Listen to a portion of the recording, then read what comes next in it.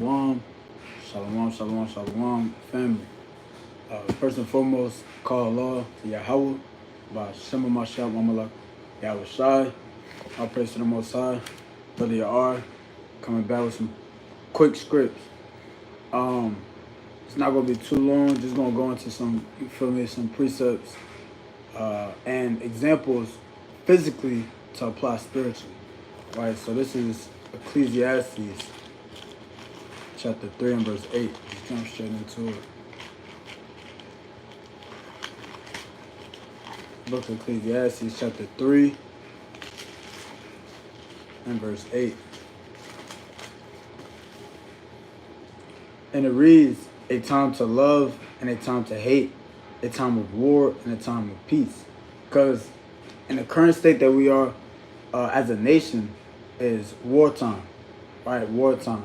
Not just on the physical aspect, but in the spiritual, as you know, multiple precepts would allude to.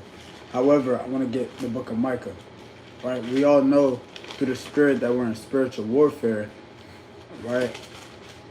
But there's aspects and a mindset that one has in war, right? This is the book of Micah, chapter 2 and verse 10. It says, arise ye and depart, for this is not your rest. Because it is polluted, it shall destroy you even with a sore destruction. Right? So, in this current state, this current day and age that we're in, society, etc., right? Even in spirit, this isn't our rest. You shouldn't be at rest with the demons you're fighting. You shouldn't be at rest or content when you know you could be going harder and fighting stronger, right? It's the book of Isaiah. Isaiah chapter 3 and verse 1.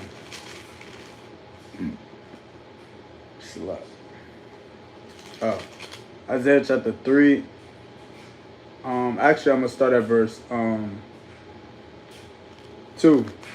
It says, the mighty man and the man of war, the judge and the prophet and the prudent and the ancient, the captain of 50 and the honorable man and the counselor and the cunning artificer and the eloquent orator. Right? So these are, These are the, not just attributes, occupations, but these are the type of men and these are the type of spirits that we have fell from and started lacking thereof, right? The mighty man, right? The man of war. We started lacking that over time, over a period of time due to our wickedness, our sins, not being diligent, prudent, etc.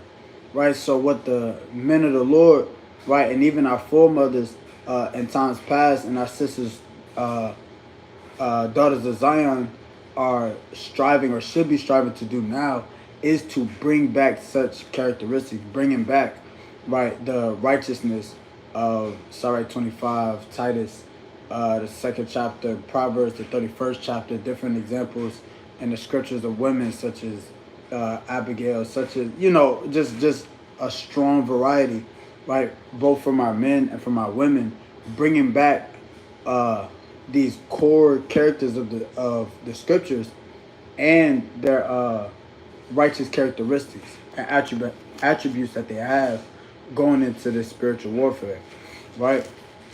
This is 1 Samuel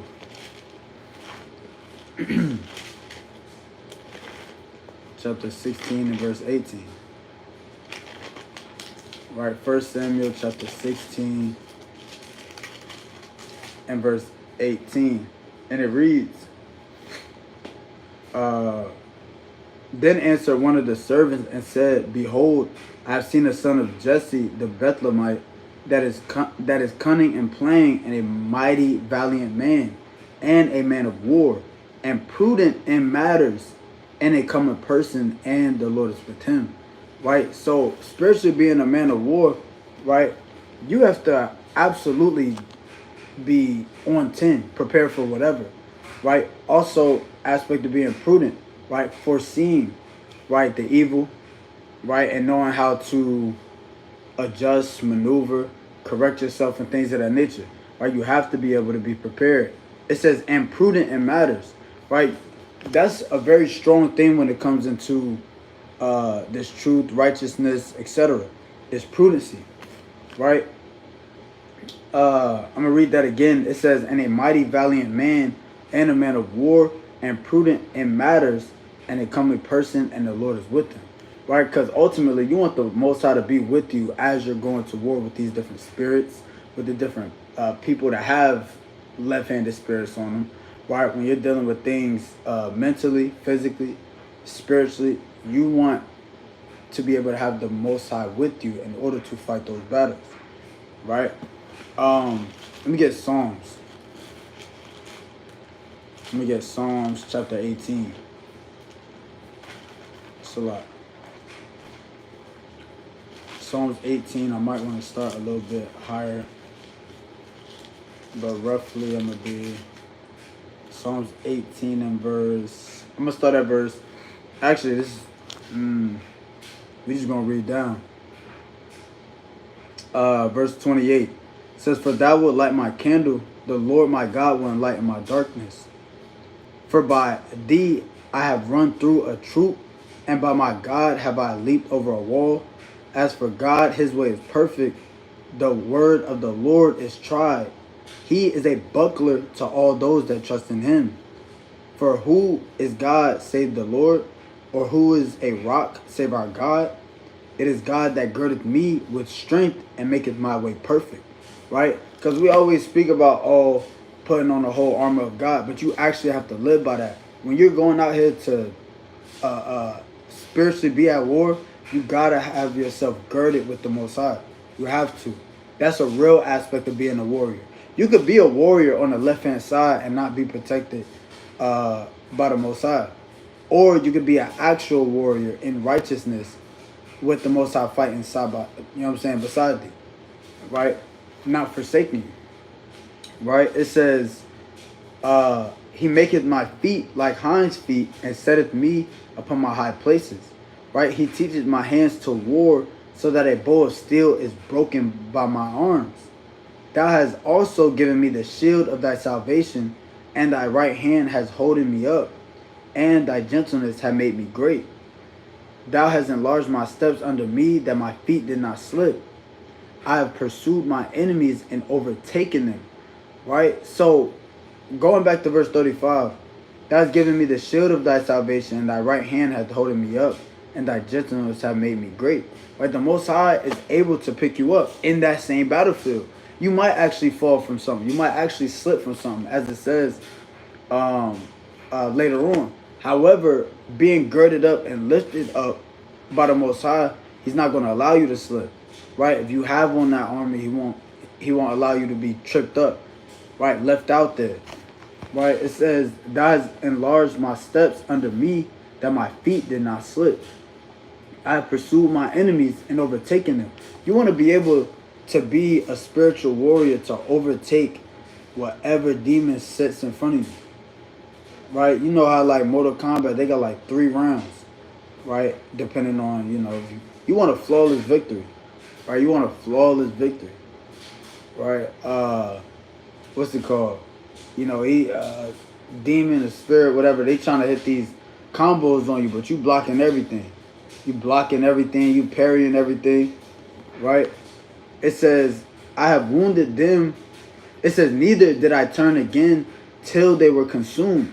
You want to be able to really beat these demons down.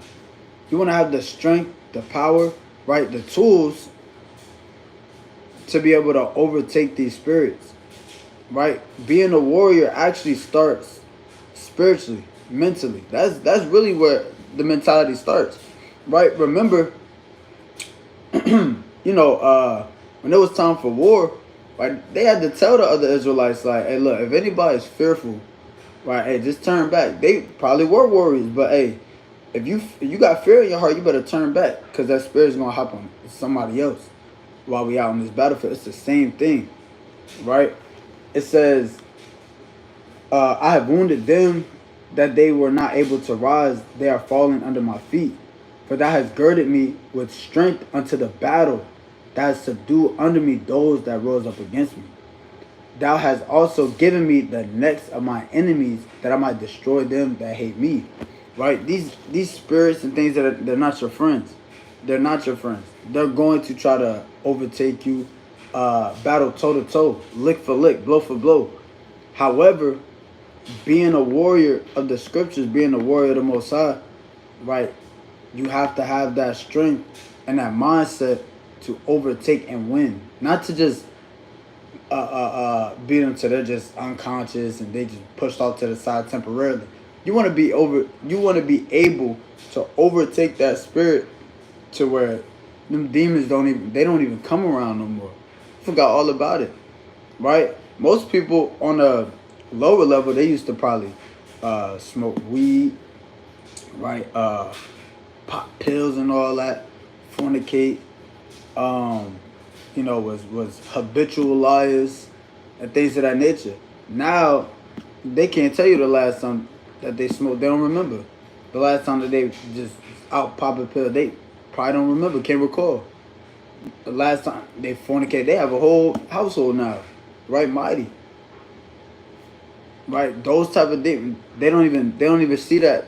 They don't even see that play no more. Right? Reason being because they exercised and they was on that spar. They was sparring.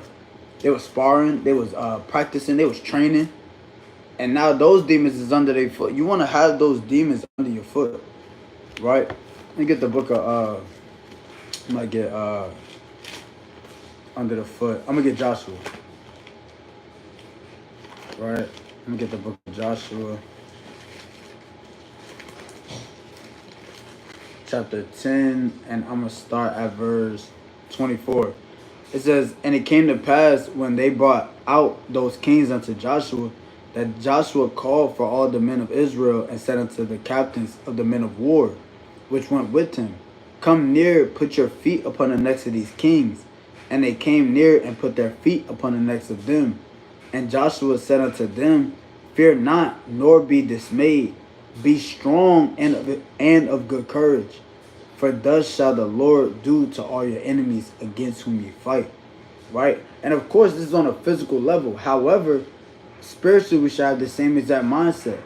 Be willing to put our feet on these spirits' necks. These spirits on the left-hand side, being able to put our feet on their necks. Right? And he called all the captains, right? All the men of Israel, right, and the captains of the men of war, to do what? To put their foot on these kings' necks. We have to be able to do that, subdue these spirits, subdue these demons, right, spiritually under our foot. We can't allow it to get back up and so it rises up against us and things of that nature.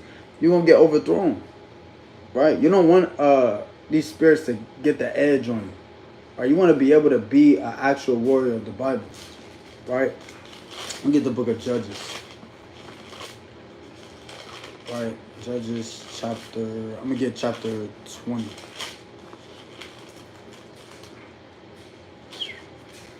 Right?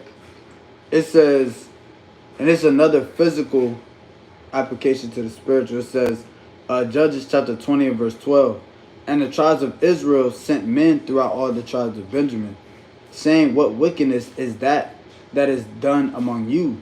Now therefore deliver us the men, the children of Belial, which are in Gibeah, that we may put them to death and put away evil from Israel. But the children of the children of Benjamin would not hearken to the voice of their brethren, the children of Israel.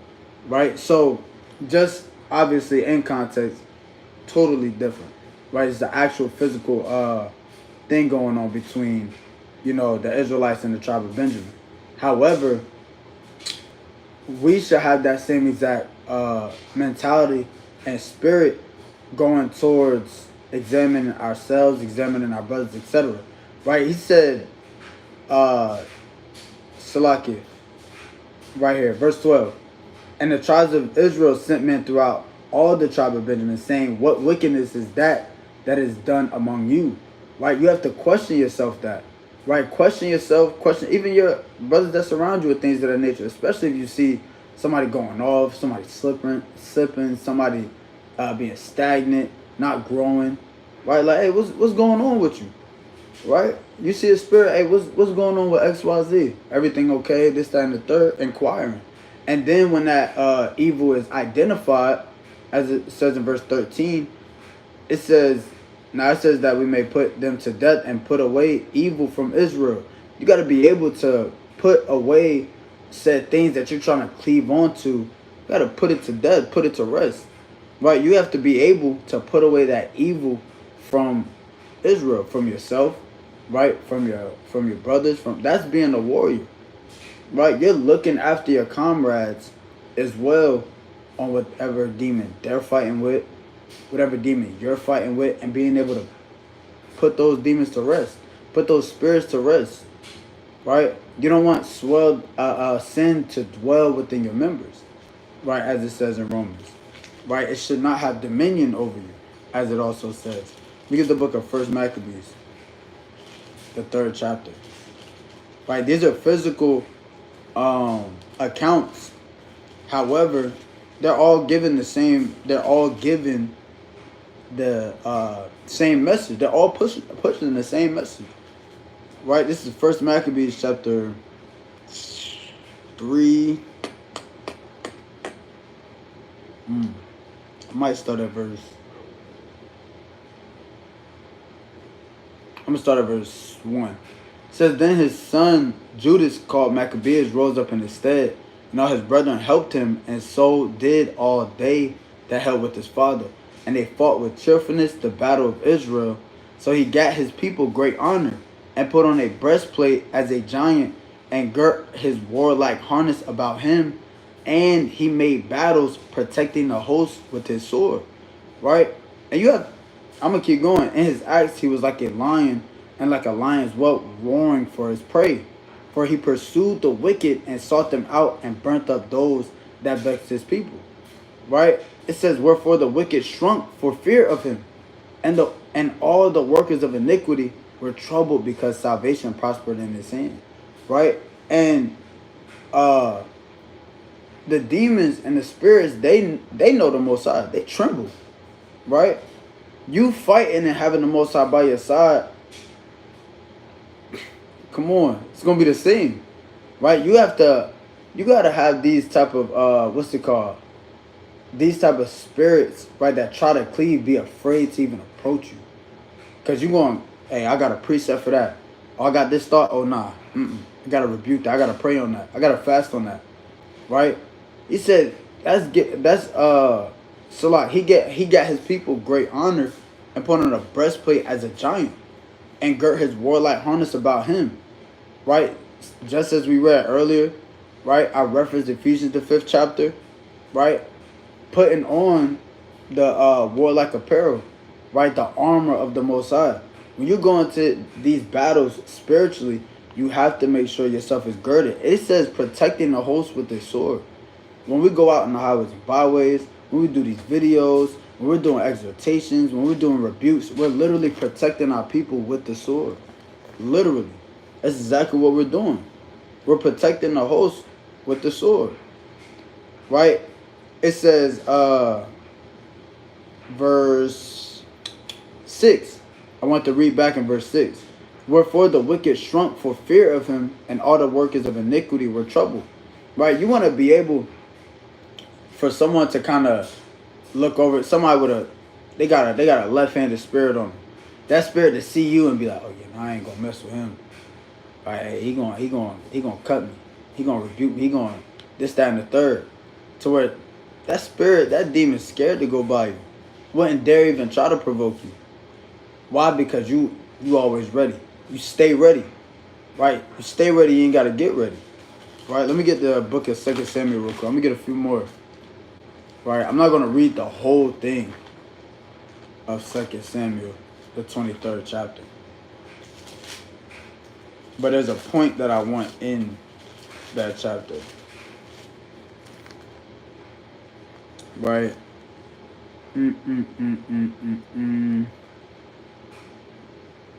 Okay. I'm gonna read verse 8. I'm gonna kind of just jump through. This is 2 Samuel chapter 23 and verse 8. These were the names of the mighty men whom David had. The Tachmonite that sat in the seat, chief among the captains. The same was Adino the Eznite. He lifted up his spear against 800, whom he slew at one time. And after him was Eleazar the son of Dodo the Ahohite, one of the three mighty men with David when they defied the Philistines that were gathered together to battle, and the men of Israel were gone away. He arose and smote the Philistines until his hand was weary, and his hand clave unto the sword, and the Lord wrought a great victory that day, and the people returned after him only to spoil. Right, so when you go down this list, you have mighty men, right? They use different tactics. They use different weaponry. They use different what's it called? Salah. They're described differently as well, in the sense of how they fought. Like, for example, their environment. That's what I wanted to say. Even their environment was different, right? However, they all had the spirit of battle, the spirit of war on their spirit.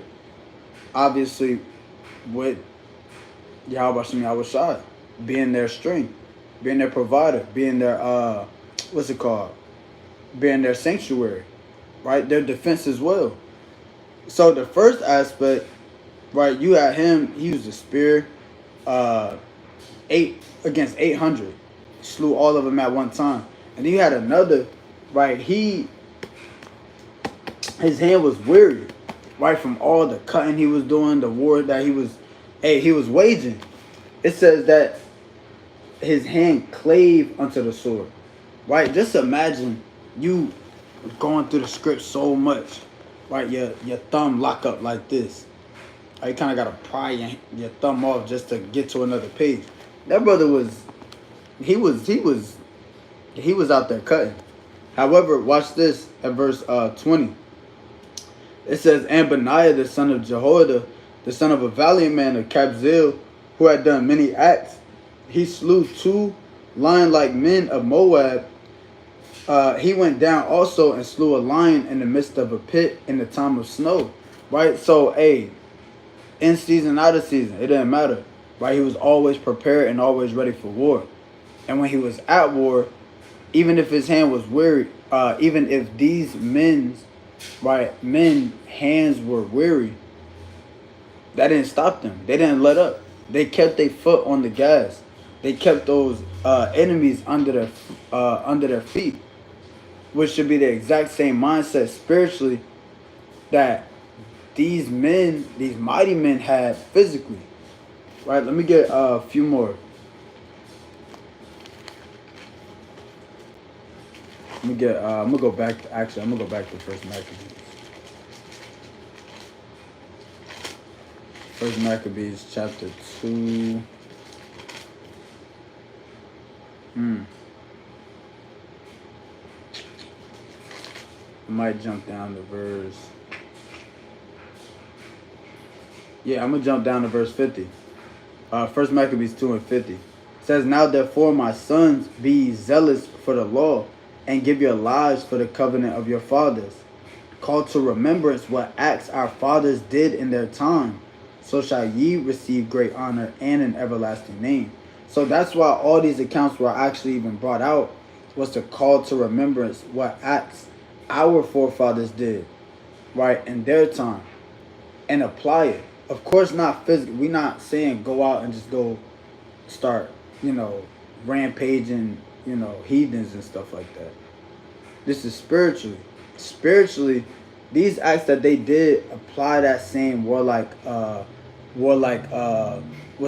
characteristic. Right? Have that warlike drive to fight spiritually against these demons. We already waged war once we accepted Yahweh Hashem Yahweh Shai. We already signed up for the battle. Therefore, maintaining, strengthening yourself in the battle, strengthening your relationship with the Most High, right? All these things is what through the Spirit will further, right, your arsenal, further your weaponry. Right? Before it was just, at first you had just a little dagger, right? You had your little dagger, you had a few little understanding, and then it went to I don't know, what's it called? A little machete, probably like a little 12. That's a little 12 inch, a little 12-inch machete. Then it goes up to a dang what's that? What's that? You can say a katana. It goes up to a katana blade, right? Then you get to the level of a spear. Then you get to a level of I think it's a odaku. I think that's what it's called. It's a real big samurai sword, right? You just keep up in the ladder, and your sword is getting sharper. Your sword getting mightier. Your sword getting more strength to it. That's exactly spiritually what your arsenal should start increasing to look like. Your shield going from a little Kevlar suit to a little I forgot what they used to call them, but it's like a little circular shield, very small, right? And then from that shield now it's a that old Captain America type shield.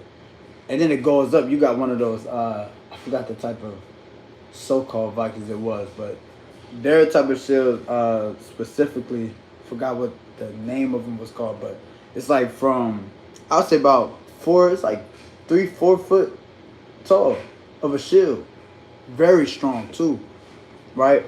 It says jumping down to verse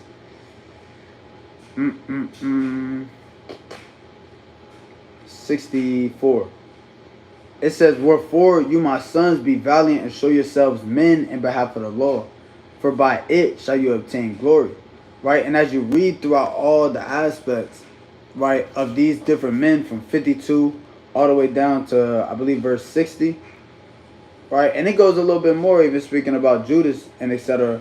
However, you applying and you reading through this, you'll actually see that these men have got themselves a great name. And you should strive for that exact same thing in righteousness. Not to just be seen and things of that nature, but always have, what's it called? Good words spoken of you whenever you're brought up. Oh yeah, that brother, he be on fire. And that brother, he's always ready for a precept. He's always ready to, to fast with you. He's always ready to read with you. He's always ready to, to go through a breakdown with you. Right? That's how you strengthen yourself and be a warrior. Right, of the Most High. With that, I want to give a strong call hello to you. How about you? I was shy. Lord willing, it was edifying. Shalom.